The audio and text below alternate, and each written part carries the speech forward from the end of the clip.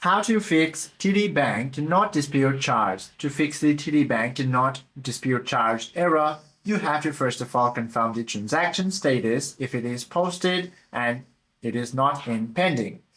You cannot digitally file a dispute on any transaction that is still marked as pending, so make sure it is set to posted. You simply have to review your recent history. If the transaction has a pending label next to it, the merchant hasn't finalized the final billing swipe. So you simply have to wait 24 to 48 hours for the transaction to fully clear and convert into the posted charge. Once it posts, the digital dispute button or link will appear next to the item in your statement. Or what you can also do is make sure to check the 60-day legal billing window. If you are trying to dispute an item order older than 60 days, TD app and web system will automatically hide or gray out the dispute option.